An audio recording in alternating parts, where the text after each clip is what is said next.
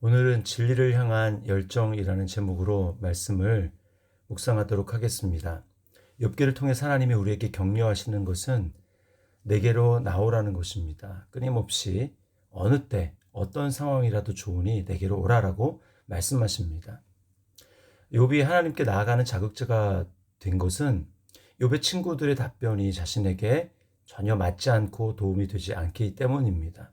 1, 2절 말씀을 통해서 나도 다 아는 얘기라고 그 욥의 세 친구들의 말에 대해서 욥은 말을 합니다. 2절에 보면 너희 아는 것을 나도 아노니라고 이야기하죠.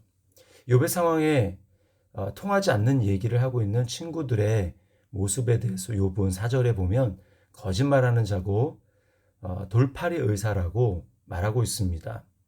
그래서 침묵하는 것이 오히려 낫다. 너희는 가만히 있으면 중간이라도 간다라고 이야기를 하고 있습니다.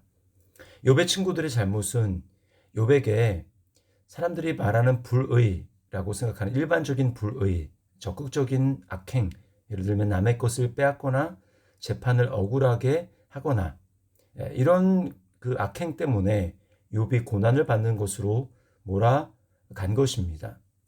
그런 악행, 불의 때문에 하나님이 욥을 치셨다고 생각하는 것이죠. 그러나 정말 그렇습니까? 욥은 그렇지 않다고 지금 이야기를 하는 겁니다. 그리고 이것이 우리 인생에서 실제로 경험하는 바죠. 정말 이런 적극적인 악을 행하는 사람들이 곧바로 공의의 어떤 대상이 되어서 처벌이 바로바로 일어나고 어떤 그 공의를 시행되는 것을 우리가 봅니까? 그렇지 않습니다. 그렇지 않은 경우 훨씬 많죠. 또 이런 적극적인 악행을 행하지 않는다고 해서 그럼 반대로 형통한 삶을 반드시 살게 됩니까? 또 그렇지도 않습니다. 이 세상의 고통과 고난은 분명히 죄의 결과인 것은 맞습니다.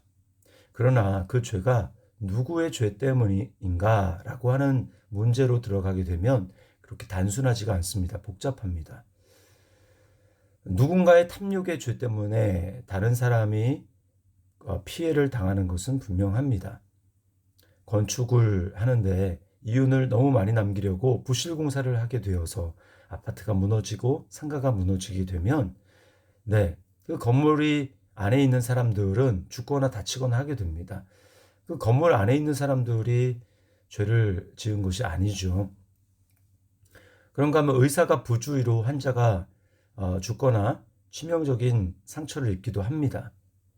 환자의 잘못이 아닙니다. 음주운전을 하는 사람 때문에 맞은편에서 운전을 하는 사람이 피해를 당하기도 합니다. 그러나 지금 말씀한 이런 그 인과관계가 분명하지 않은 일들, 또 원인이 2차, 3차 떨어져 있어서 찾기가 쉽지 않은 일들도 있습니다. 인과응보의 사고에 익숙한 사람들은 내게 어떤 좋지 않은 일이 생기는 것을 볼 때 내가 뭔가 잘못했기 때문에 이런 일이 생기는가? 라고 생각합니다. 그러나 그렇지 않을 수 있다는 것을 알아야 합니다. 그렇다고 욥이 죄가 없다는 것도 아닙니다. 욥은 고난 가운데 하나님의 섭리가 있음을 신뢰했어야 합니다. 하나님이 좋은 길로 인도하고 계신다는 것을 믿었어야 합니다. 그러면서 친구들과 변론하면서 자기가 마치 다 아는 것처럼 이야기하지 말았어야 합니다. 자, 우리 자신에게 좀 질문해 봅시다. 욥의 친구들처럼 나는 단편적인 지식을 가지고 마치 모든 것을 다 알고 있는 것처럼 얘기하고 있지 않습니까? 그런 태도가 여러 사람을 정죄하고 상처를 줄 수 있다는 것을 알고 있습니까? 우리 중요한 것은 무엇입니까? 지금 내가 가지고 있던 삶의 전제, 또 삶에 대한 어떤 신념, 이러한 것이 실제의 현실 앞에서 잘 맞지 않을 때, 부조화를 일으킬 때, 그때 어떤 태도를 취하고자 하는가라고 하는 것입니다. 우리는 그때에도 진리를 찾고자 하는 태도를 견지해야 합니다. 배우려고 해야 합니다. 내가 그동안 알고 있던 전제와 현실이 서로 대응하지 않을 때, 그때 건강한 사람, 또 계속 성장하고 성숙한 사람의 경우에는 그때도 배우려고 합니다. 자신의 한계를 넓히려고 합니다. 여기 반드시 필요한 태도는 내가 틀릴 수 있다라고 하는 그 전제를 받아들이는 것입니다. 세상을 바라보는 나의 렌즈가 도수가 안 맞구나, 잘못되어 있구나 라고 하는 것을 인정할 수 있어야 합니다. 그러나 성장을 거부하는 사람들은 이것을 인정하지 않습니다. 세상을 바라보는 자신의 안목이 틀릴 수 있다고 하는 것을 받아들이지 않습니다. 그렇게 될 때 어떤 일이 벌어집니까? 다른 사람이 틀리다고 이야기를 하는 겁니다. 나는 맞고 상대방은 틀리다. 나는 맞고 세상은 틀리다. 이렇게 얘기하는 것이죠. 누가 지금 이런 모습을 보이고 있습니까? 욥의 세 친구들입니다. 그들은 자신들이 가지고 있는 이 인과응보의 전제가 반드시 맞다라고 하는 것을 전제하고 있습니다. 그것이 맞지 않을 수 있다라는 것을 받아들이지 않는 것입니다.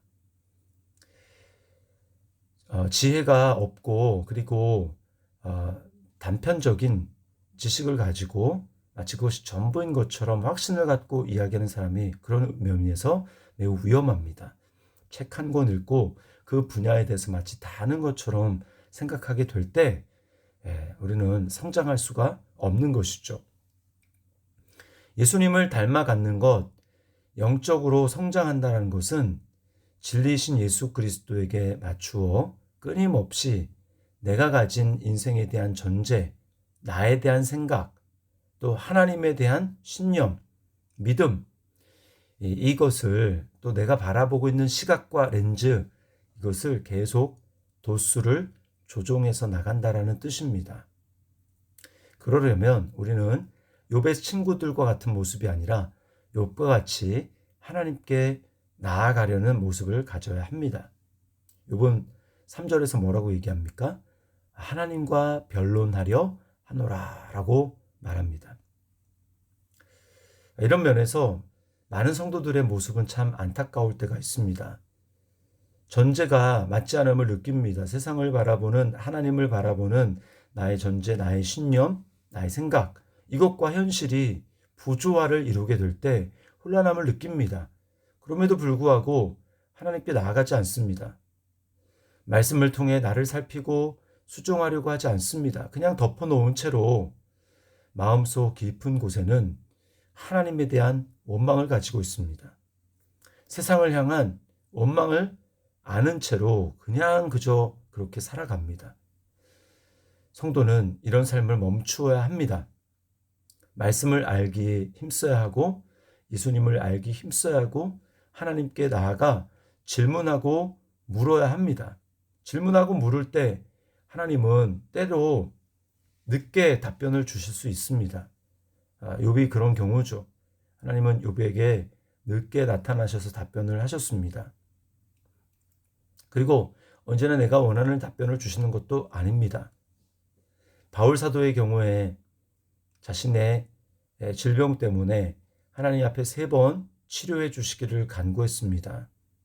바로바로 하나님 응답을 해 주시지 않죠. 그러나 결국은 응답을 받습니다. 뭐라고 받습니까? 내 은혜가 내게 족하다. 약할 때 오히려 강해진다라고 하는 하나님의 음성을 들었습니다. 하나님의 응답을 받았습니다. 하나님의 답변을 들었습니다. 그럴 때 우리는 다시 한번 나의 한계가 더 넓어지고 영적으로 성장하게 되는 것입니다. 질문을 해야 됩니다. 하나님께 풀리지 않는 삶의 문제 앞에 우리는 질문을 해야 합니다. 프란시스 셰퍼가 솔직하게 질문하면 솔직한 답변이 주어진다라는 그런 말을 하지 않습니까? 우리는 그것을 깊이 있게 받아들여야 합니다. 질문하지 않으면 얻을 것도 없고 배울 것도 없습니다. 그러나 하나님 앞에 질문하며 말씀을 탐구하고 또 하나님 앞에 나아가서 묻게 될 때 우리는 하나님의 새로운 은혜를 경험하게 됩니다. 베드로후서 3장 18절에 베드로 사도는 이렇게 말씀합니다. 오직 우리 주 곧 구주 예수 그리스도의 은혜와 그를 아는 지식에서 자라가라. 영광이 이제와 영원한 날까지 그에게 있을지어다. 믿음 생활이라는 것은 정체되어 있는 것이 아닙니다. 과거에 받은 은혜가 전부도 아닙니다. 우리는 끊임없이 성장해야 합니다. 끊임없이 세상을 향한 나의 해석과 나의 렌즈는 점점 변화되어야 합니다. 질문해 봅니다. 삶의 해석이 되지 않는 문제 앞에서 나는 성경을 통해 진리를 찾으려는 열정을 가지고 있습니까?